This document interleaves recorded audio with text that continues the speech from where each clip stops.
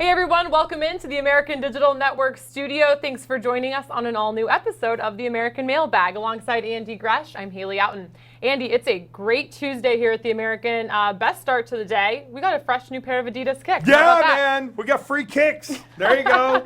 Check those bad boys out. Look at us here earlier this morning, sporting these things in the office. Looking pretty good. And somebody is going to get a pair of these kicks, right? At the end of the show, you have the pressure of picking your favorite fan question. So who will it be? I wonder if I should have fun with fan bases the way they do with me and say that no one Temple or Memphis can win these. I'm only kidding, by the way, but I know y'all take it seriously. Everybody's going to start being very nice to you all of a sudden in the comments section. I'm feeling it. There's prizes on the line now. Yeah, here we go. Look at us.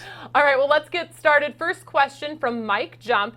With my Bearcats on a bye, it had him wondering, what do you look forward to the most on your bye weeks playing for the Rhode Island Rams? Oh, my God. I would probably say not getting yelled at by a coach and wings from Hooters. That would be it. I mean, seriously, because in all honesty, Haley, I can't even remember, which is terrible, about what it was like to have a bye week. Because no one really has one in November, unless it's the last week of the year because it's a scheduling issue. So most of them, they're in like September and October. And when you're a kid and you're running around school, you know, you're not it's not like you can go away and, you know, take a week off and go to Mexico or something like that. So it was really just whatever downtime we could and then whatever ridiculousness that I could do without really getting in trouble. So basically what you're saying is you don't remember. There you go. I dressed it up nice. That was a nice way of saying that. And I mentioned that I like chicken wings. There we go. That's about it, which people could probably, through deductive reasoning, already figure out. All right, next question. Todd Posey. He wants to know, with UCF sliding a little by their standards, the American is lacking that marquee established name at the top that has had for a few years. Fans might start going at this guy. He says, sorry, SMU, without a crystal ball, for all we know, you're a one-season wonder. This is tough, Andy. How does that impact our conference's P6 argument? Is it important, or do we simply switch the argument to our improved top-to-bottom strength, and that's good enough to keep the P6 flag waving strong? All right, there's a couple of things here. Number one, okay, if UCF ends up with 2 losses, let's not act like the roof is caving in on the program, right? It's still an amazing year, and you're not going to have a run where you're going to go through 2+ seasons where you don't lose a football game. So let's remember that, UCF. Number 2 is, as we've sat here week after week, we've talked about the strength of the conference, and it's about the conference, not necessarily about UCF.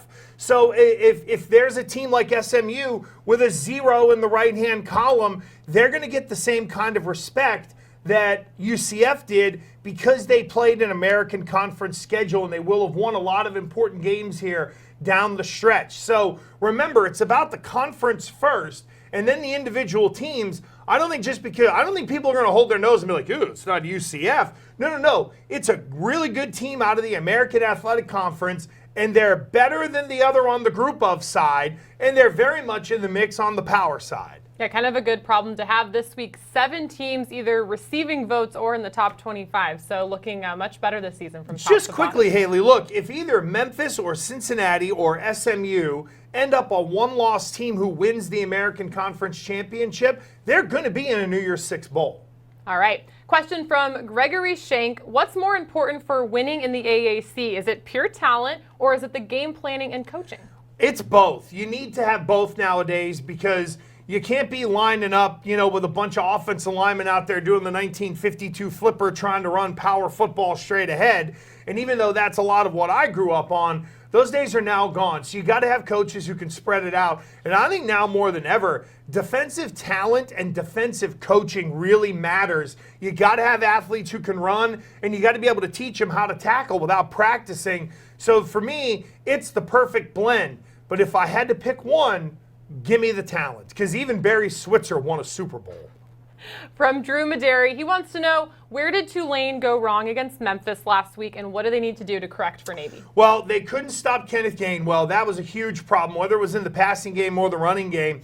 and the turnovers were an issue. I mean, that Justin McMillan had a bad pick there in the first half that really gave Memphis some field position, and that's when they were able to separate. And then I think once it started to go downhill on Tulane a little bit, they just didn't have the ability to come back, and you got to give Memphis a ton of credit. I mean, they really put the proverbial foot on the throat and then never let up. It was a very impressive win for Tulane. It was a bit of a grow-up moment, but I came away with a lot more respect for Memphis, what they did against Tulane. Now they got to find a way to keep it going, and Kenneth Gainwell is going to be a big reason why they're going to be able to. Well, as we talk about the West Division, I know we don't like to look ahead too far, but assuming both SMU and Memphis are able to get wins this week, Drew Stockel wants to know, will Memphis versus SMU get College Game Day the following week? Okay, so we were checking this out, and there's Florida, Georgia. But if SMU and Memphis do what we think they can do and hold serve and set themselves up for that maybe being a de facto, West Division Conference Championship game, then it's one of those two.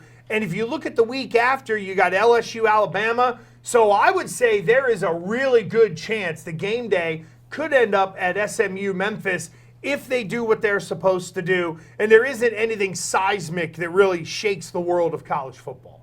All right, next question from All Day AAC. UCF has struggled on the road this season. How do they go on the road and beat Temple this week? Well, I think for UCF, again, the downtime, the ability for them to sort of reload and maybe reassess what will be the second half of their season.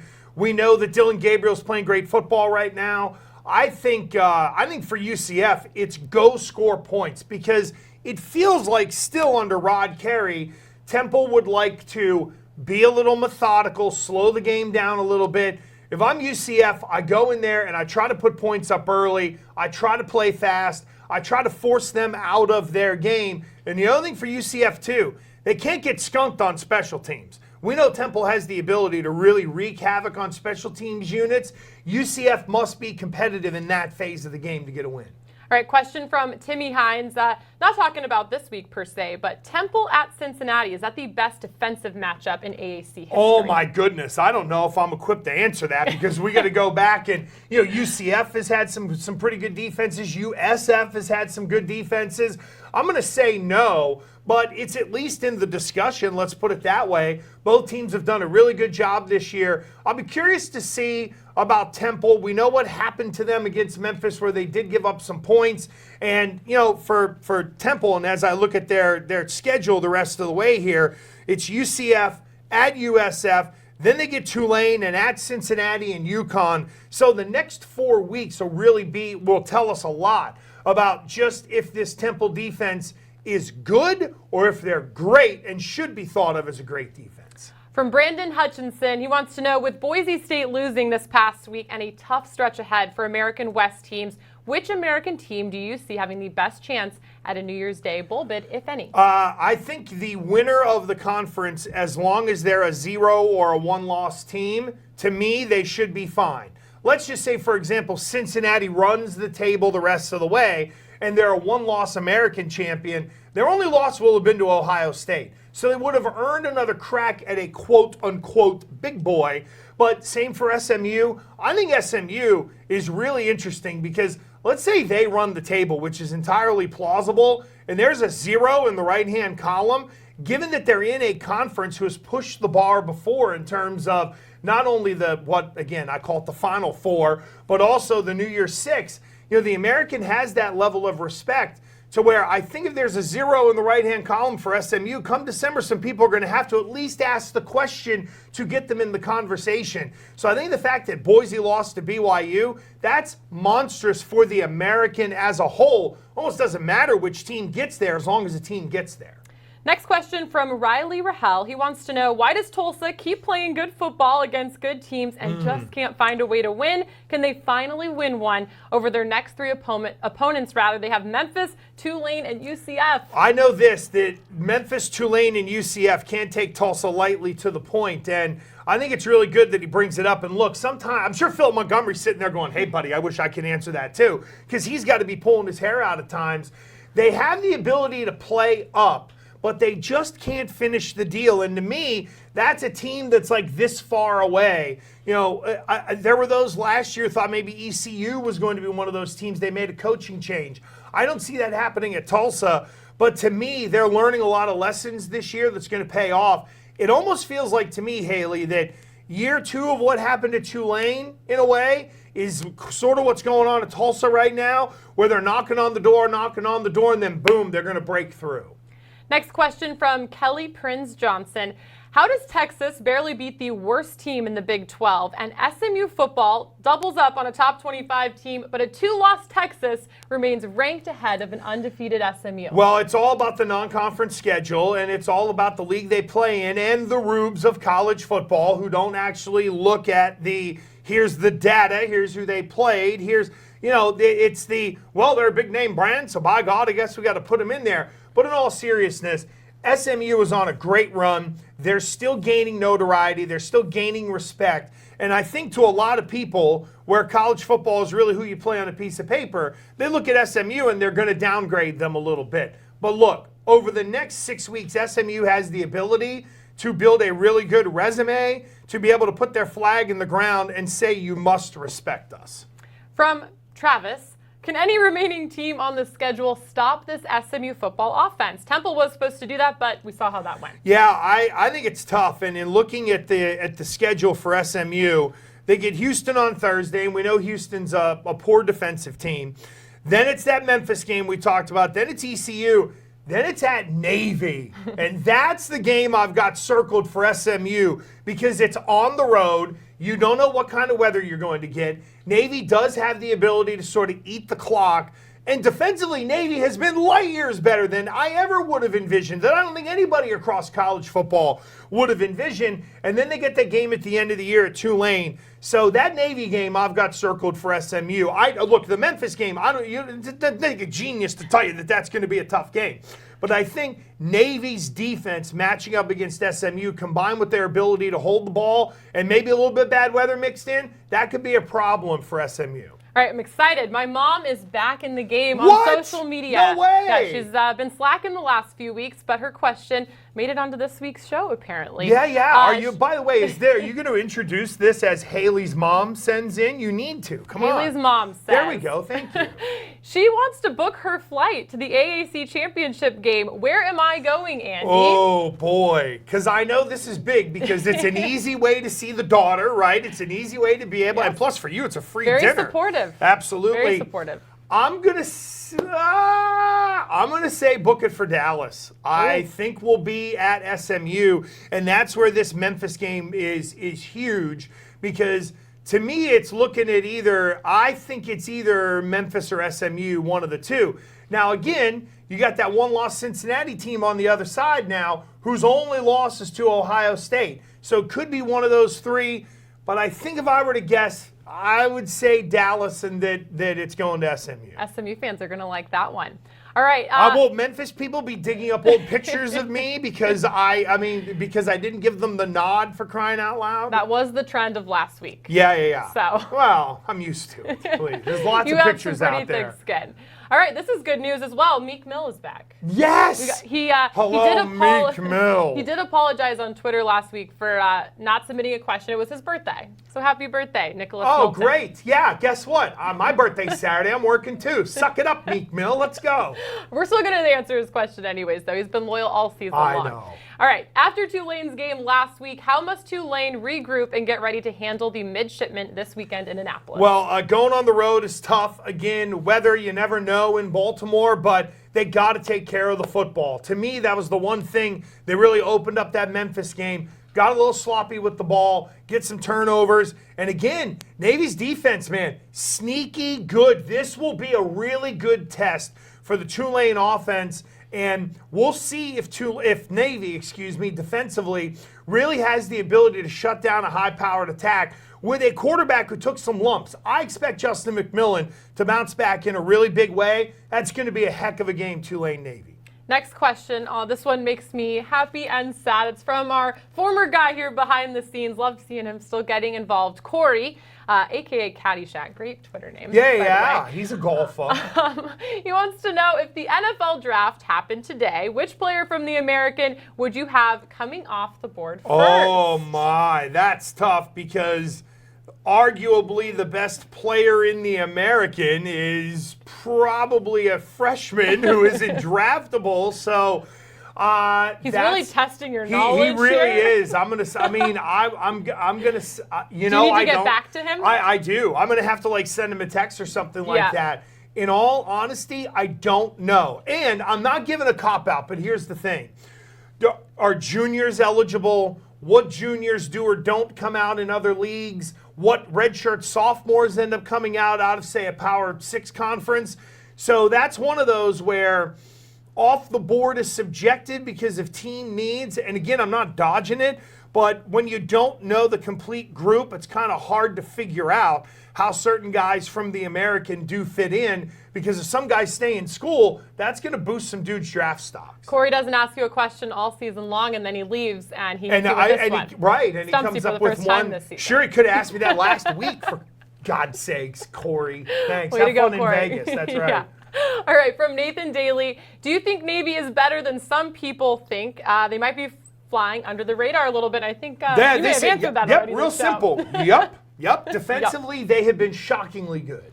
From Jonathan Strahan, oh, this is good. Why are there always donuts on the table, but no one ever eats them? Do they have some significance, or are they just decorations? Are they real? Are they fake? If they are real, what would it take for you to eat them? Are they Gibson's donuts? Go Tigers, go. What in the wow? That was a lot. Yes, the donuts are real. Yes, they are a prop. However, let me just pull back the curtain a little bit, right? Okay?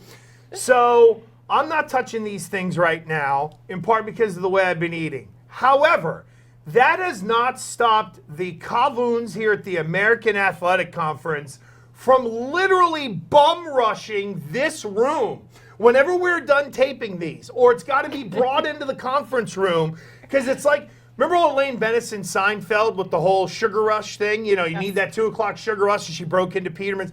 That is what is going on here. People are literally trying to break into Haley's office here at the American Athletic Conference to get at these donuts for that whole noontime sugar rush. Can we use the donuts to announce your really great news that you put on Twitter this morning, and how cruel I am for putting these in front of you every single week? So the deal is that I have lost almost 80 pounds in the last 11, 12 weeks, right?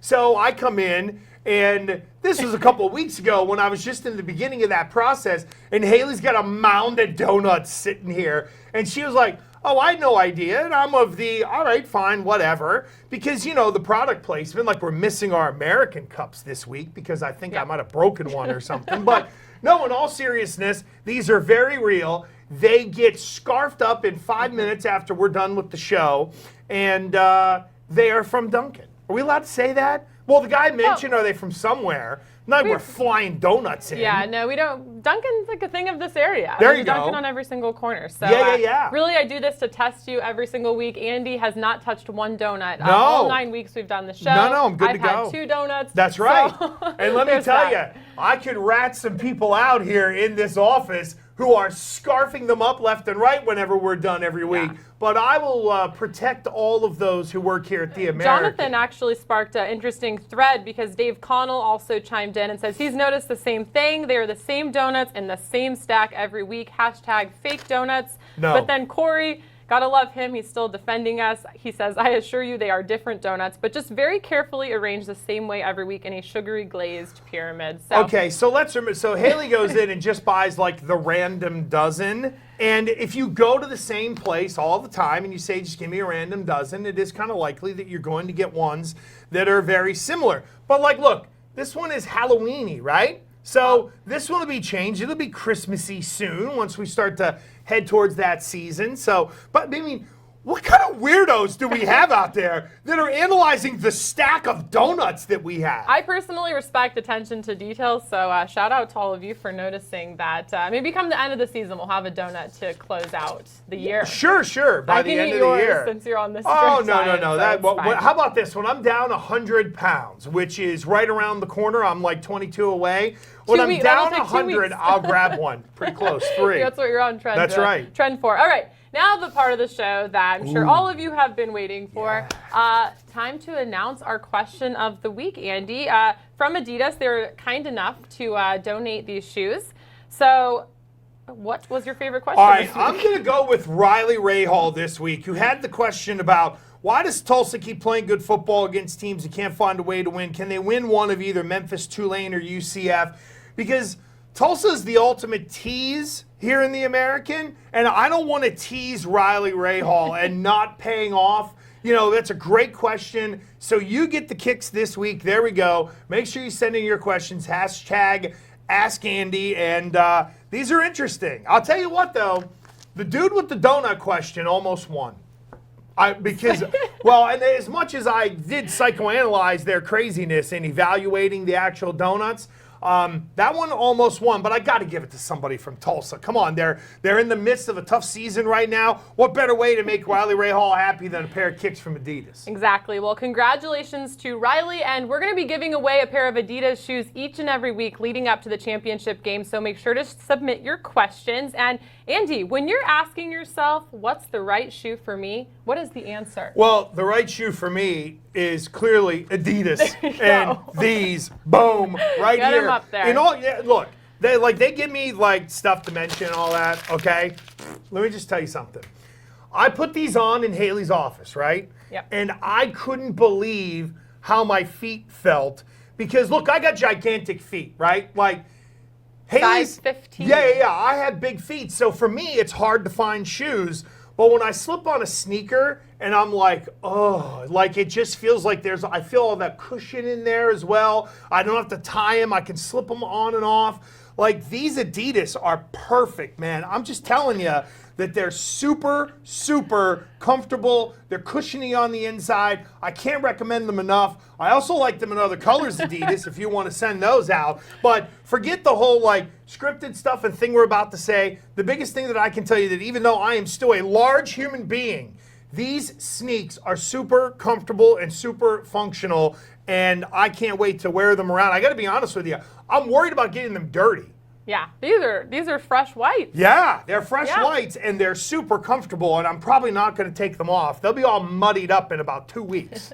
All right, well, Riley, stand by. Someone from the American will reach out to you via direct message. It won't be me, but somebody It won't be will. you? It won't be me, but we would love to have Riley send us a picture of your shoes once you get them. That'd Now be great. that is a great idea. There we go. All right. Well, we have got to go, but thanks so much for tuning in. Thanks for submitting your questions, and make sure to submit next week on Facebook, Twitter, or Instagram using the hashtag AskAndyFB. We'll see you then.